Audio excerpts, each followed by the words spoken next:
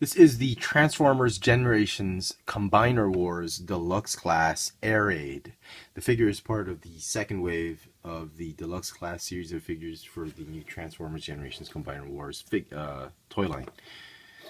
And here he is. In the second wave, it's mostly composed of the Stunticons, and he is the lone aerial bot. As with Wave 1, it was all aerial bots except for Drag Strip.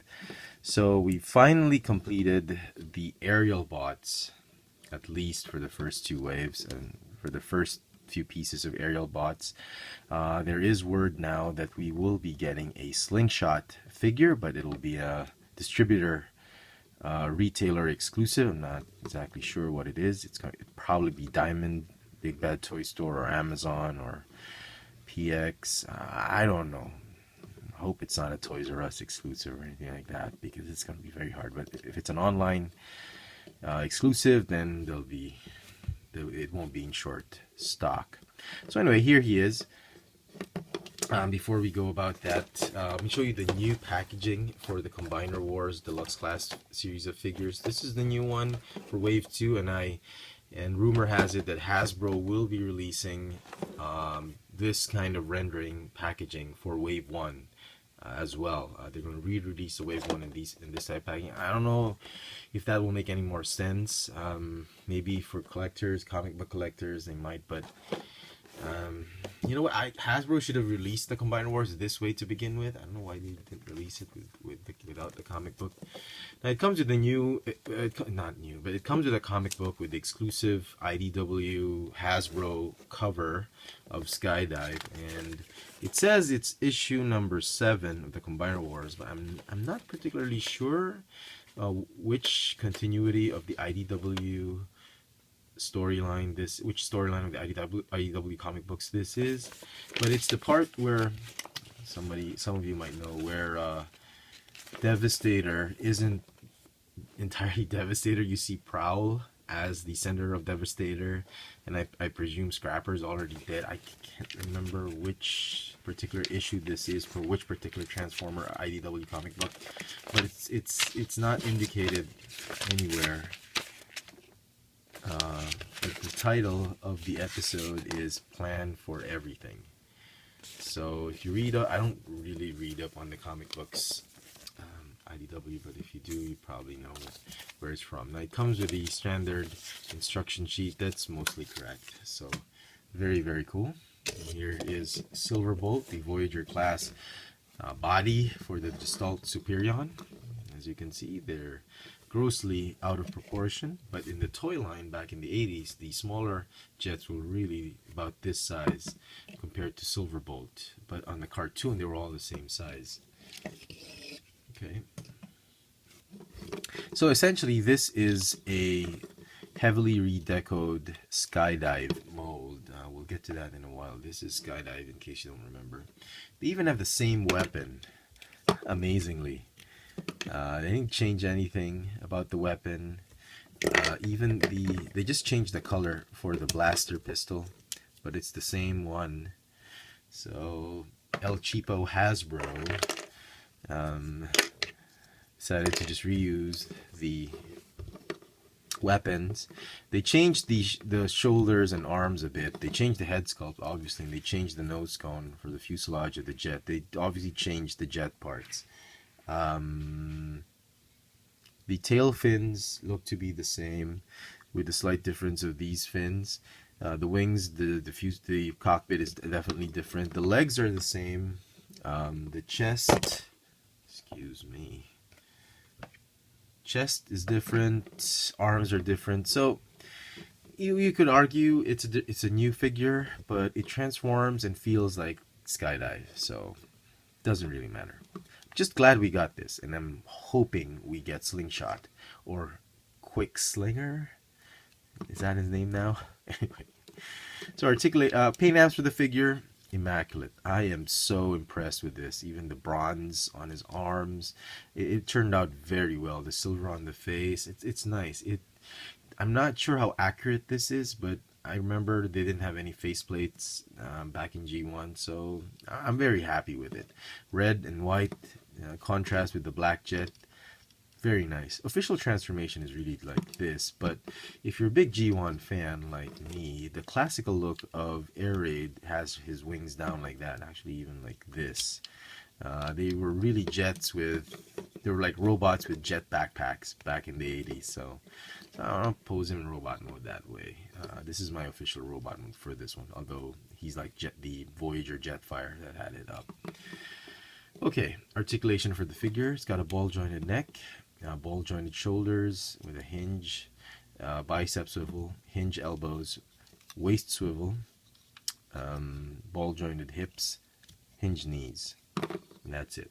Now traditionally Air Raid is supposedly the left leg of Superion, but here he's the right arm, but it doesn't matter because he becomes an arm or a leg. It's the mash him up, mashers psychology that Hasbro's trying to imbibe in kids, just mix and match things, which is fine. So let's do him as an arm first. Do it this way. You can rotate the head that way, but we won't do that for now. Rotate arm this way and then just tab him in. Doesn't tab in very well. This very shallow peg hole right there. Doesn't really matter. Fold up the.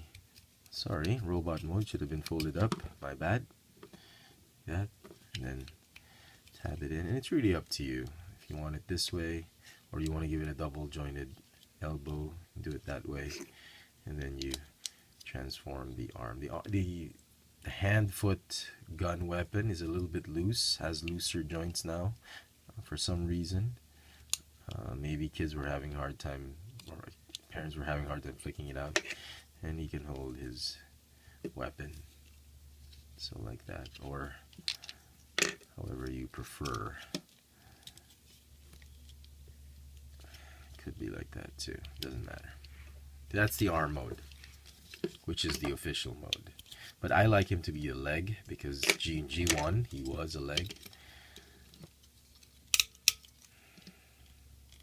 Oh, okay. Okay. So halfway through transforming him into a jet, that's the transformation to the leg. Flick up. It's so easy to flick it up this way and then you get it misaligned. Make sure that this piece is vertical or perpendicular, and then it's this hinge that you fold up like that. Join the legs together before you tab them in. Okay.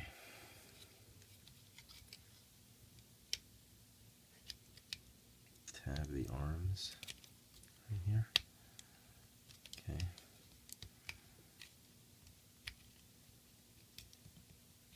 Okay. And there's Air Raid in leg mode.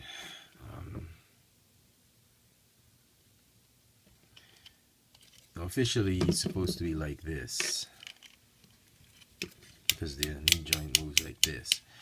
But traditionally, in classic Superion, you can always attach him this way. But he'll have no knee movement at all. And it'll reverse position. But if you're just going to display him standing up, this could be a good way to combine him. And then finally, jet mode.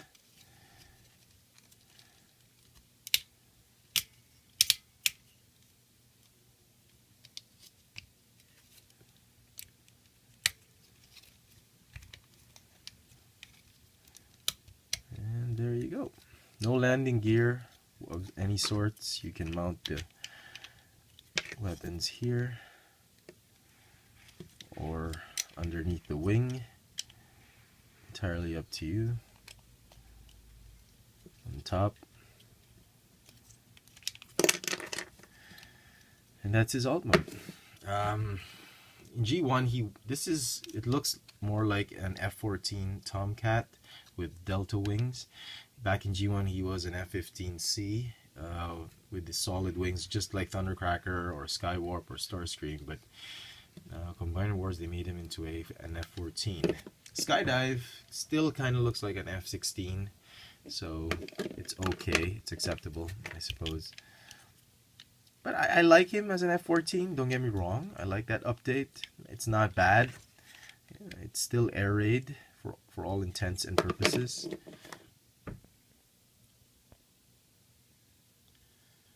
Here he is with Alpha Bravo. So we got the whole team, and the Firefly, who's now a Harrier jump jet. He should have been an F4 Phantom. So there they are. I will do a separate video for the combined mode, the Superion combined mode. I'll get to that soon, since I already have all of them. I'm not gonna wait for quickslinger or slingshot. We'll do a review already of these available pieces. I understand the Kara's set is slingshot, doesn't have Alpha Bravo, but all in all, I do like this figure. Hardly anything to complain about. It's a wonderful rendition of a G1 classic, and I'm gonna give this a 10 out of 10 for that matter. Very, very nice. So there you go, folks. I hope you've enjoyed this video review. If you did, please don't forget to click the thumbs up icon at the bottom. Share this video. Don't forget to subscribe to this channel, Chefitron, on YouTube. This is where I do all my reviews for Transformers, Marvel, Star Wars, G.I. Joes. But on Twitter and Instagram, I have the username FXFriends. Twitter, I post my toy hauls. Instagram, my toy sightings locally in Manila. YouTube, Chefitron. This has been the Transformers Generations Combiner Wars Deluxe Class Air Raid. Thanks for watching.